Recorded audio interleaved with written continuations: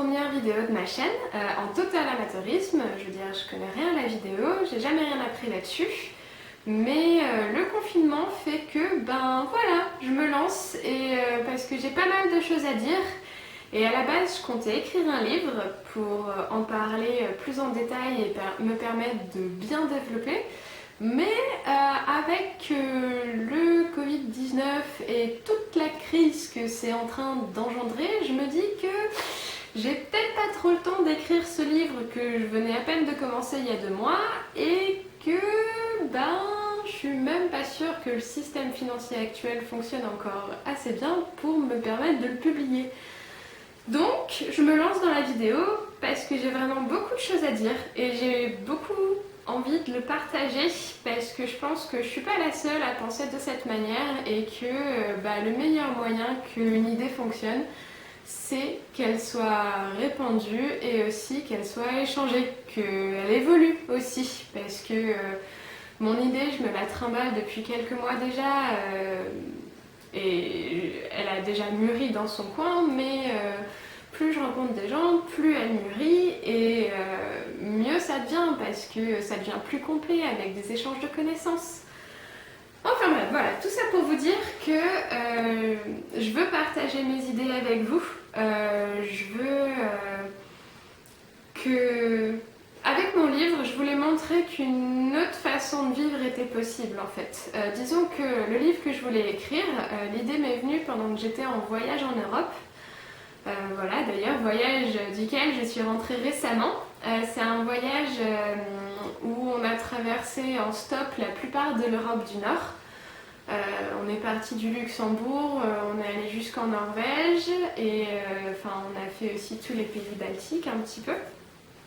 Et donc on a fait ce voyage principalement en stop et aussi principalement grâce à Couchsurfing et Woofing qui sont 2 applications. Couchsurfing, c'est des personnes qui hébergent des voyageurs gratuitement en échange d'un lien social, d'un échange, d'un moment de convivialité pour passer du bon temps ensemble en fait. Et le Woofing, le Workaway, l'application que j'ai utilisée, c'est comme le Woofing, sauf que dans Workaway, il peut y avoir autre chose que des fermes comme des familles ou des maisons à reconstruire, etc. Et tout ça, le stop, Couchsurfing, Workaway, ce voyage en général, ça nous a permis de rencontrer beaucoup de gens et voir qu'effectivement une autre façon de vivre est totalement possible.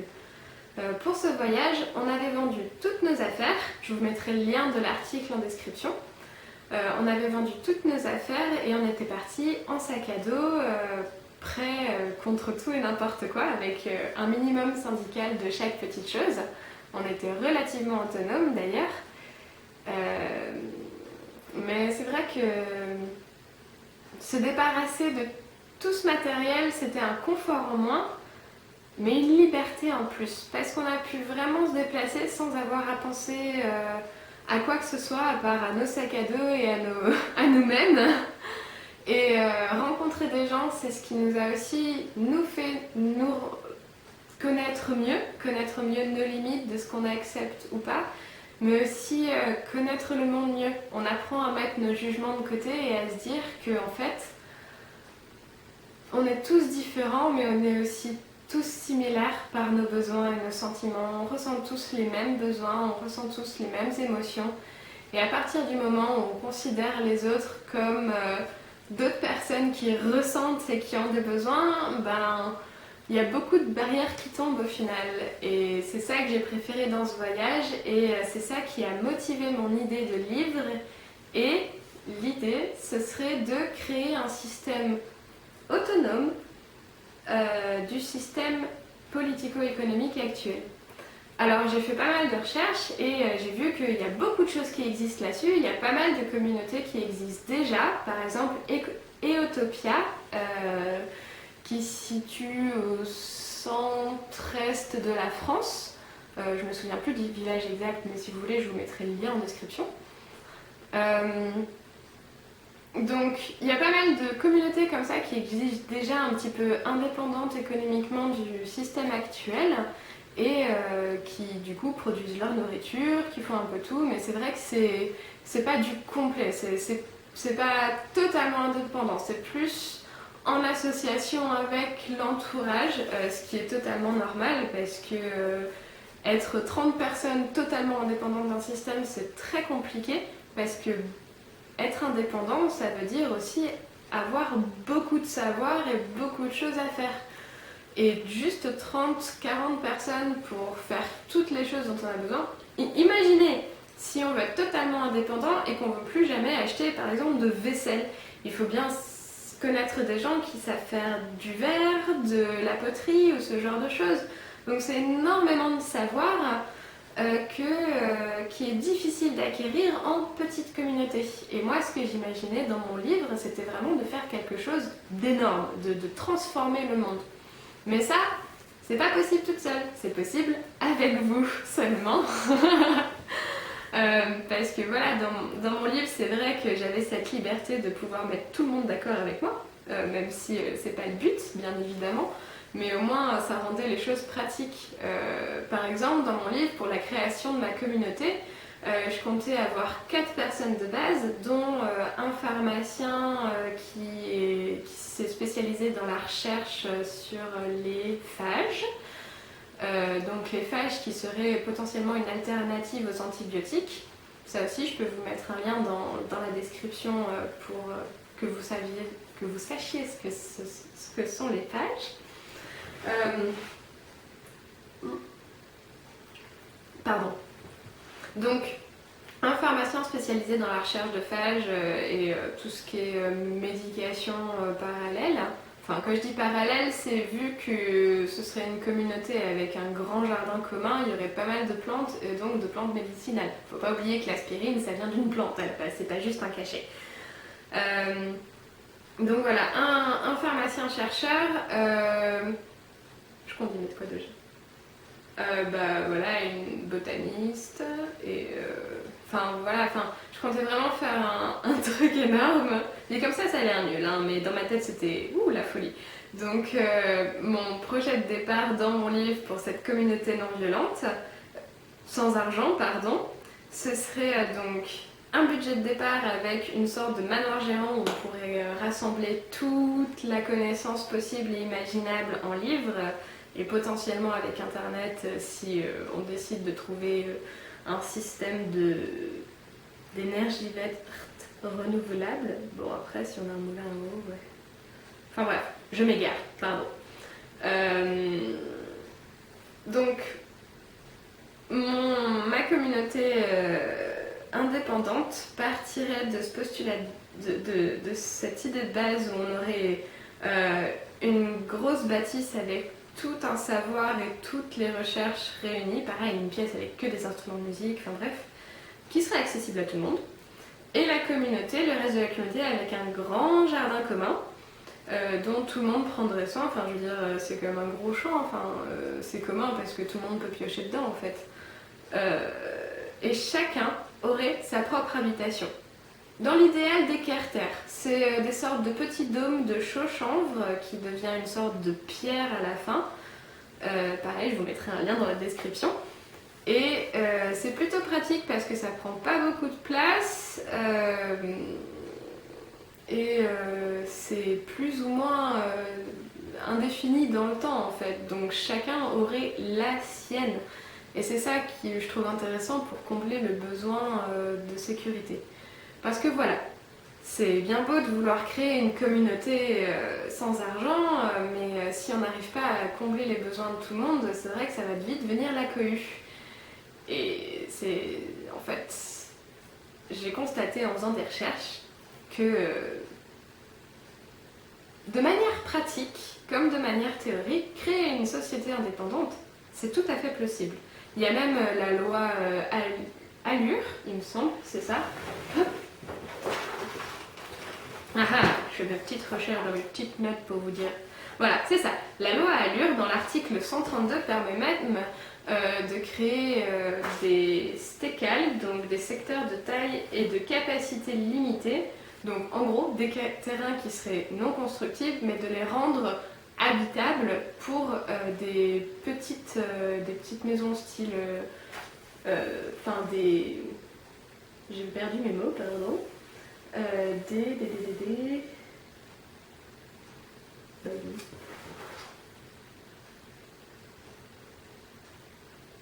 Ah, voilà, des habitats légers. N'importe quoi. Bref, du coup, voilà. Même légalement parlant, on aurait le droit de faire plein d'habitats légers sur un endroit. Mais là n'est pas le problème. Enfin, c'est surtout que tout est possible pour créer une société ou une communauté, tout du moins indépendante du système. Tout est possible, tout est là, les moyens sont tous présents. Tout ce qui manque, c'est qu'on se rassemble en fait. Tout ce qui manque, c'est qu'on se mette ensemble, qu'on s'unisse pour dire ok, le système actuel, oui parce que là j'ai pas encore parlé de tous les problèmes du système actuel, parce qu'avec le Covid-19 qui a fait paf, haha, bulle économique, piou piou. Enfin bref, crise économique en ce moment c'est la catastrophe. Enfin, entre la crise économique, la crise sociale qui avait déjà commencé il y a pas mal de temps avec les gilets jaunes et dans plein d'autres pays il y avait d'autres crises, hein, entre la crise du climat aussi, sans oublier, enfin, il y a tellement de problèmes qu'on pourrait pas tous les lister dans une seule vidéo, il faudrait juste des années pour tous les lister. Donc la meilleure solution pour moi c'était de changer radicalement en créant cette communauté. Et voilà, tout est possible dans cette communauté. Je veux dire, j'ai fait plein de recherches, il y a déjà plusieurs petites communautés qui existent déjà, qui ont déjà lancé pas mal de choses depuis plusieurs années. D'ailleurs, si vous regardez sur l'application Workaway dont je parlais tout à l'heure, il y a vraiment beaucoup de communautés en fait. Après, qui dans Workaway, c'est peut-être pas des communautés pour que les gens vivent toute l'année, mais elles existent déjà dans le principe en fait. Donc si le système venait à être totalement chamboulé, il y aurait déjà des communautés et des emplacements où l'idée d'un changement était déjà insufflée depuis un bon moment. Donc de manière pratique et même un peu théorique, tout est possible pour créer cette communauté. Et c'est ce que je disais, tout ce qui manque pour que ça prenne vraiment vie, parce que ça prend déjà un petit peu vie hein, depuis quelques années, ça se développe, tout le monde change un peu, entre le mouvement vegan qui s'est développé par rapport à tout ce qui pourrait être à la viande d'ailleurs, pour m'être renseigné, je veux dire, si on regarde le goût contre le reste, j'extrapole un peu, je sais que vegan c'est difficile, c'est très difficile et que il faut beaucoup de courage, respect, mais il faut aussi respecter ça parce que s'ils ont pas envie de tuer des animaux, c'est pas aux carnivores de leur dire quoi faire. Parce que depuis le temps qu'on en mange de la viande, non en fait même pas. À la base on mangeait de la viande parce que c'était pratique, ça pouvait se garder, pas comme les plantes. Donc on en mangeait juste pour survivre. Mais maintenant qu'on a la possibilité de planter tout ce qu'on veut où on veut, tellement on a modifié la nature, la viande c'est plus si nécessaire. Enfin bref, parenthèse, fin de parenthèse. Donc il y a plein de communautés qui existent déjà et ce qui manque, c'est nous. Enfin, quand je dis c'est nous, c'est exemple concret. Ça fait déjà plusieurs mois que j'ai cette idée de communauté dans la tête et j'appelle mon meilleur ami d'enfance pour lui reparler de ça, puis pour avoir des nouvelles par rapport au Covid-19 aussi. Et je lui dis, et sinon, si tu pouvais quitter du jour au lendemain le système dans lequel tu es pour aller dans un autre système qui serait plus autonome par rapport à l'économie actuelle et qui serait presque autosuffisant et où tu aurais juste à jardiner de temps en temps dans la journée. Tu changerais ? Et là, il me répond, bah tu sais, j'ai pas trop réfléchi à ça. Et c'est là où je me suis aperçue, enfin ça faisait déjà un moment que je m'en rendais compte, mais ça, le fait de ne pas réfléchir à un autre moyen de vivre en société, c'est normal dans un sens. On nous a jamais dit que c'était possible de faire autrement. On s'est tellement cantonné à apprendre ce qui a été et apprendre ce qui est, qu'on s'est jamais dit que ça pouvait être différent dans le futur en fait. Et que cette différence, bah, c'est nous qui pouvons l'insuffler. Parce que 8% de la population qui détient toute la richesse de la planète. Les autres qui se font... Comment on pourrait dire ça poliment? Les autres, ceux qui galèrent et qui survivent tous les jours, si on s'y mettait tous ensemble et qu'on se rassemblait et qu'on essayait d'en parler, on pourrait faire des choses merveilleuses. Et c'est ça, ce qui manque, c'est un endroit, un moyen de tous se rassembler, de tous se parler et d'essayer de tous se mettre d'accord sur un système. Parce que même si on ne voulait pas aller jusqu'à la communauté sans argent ou sortir totalement du système, on pourrait déjà pas mal changer de choses dans le système qui fonctionne déjà actuellement.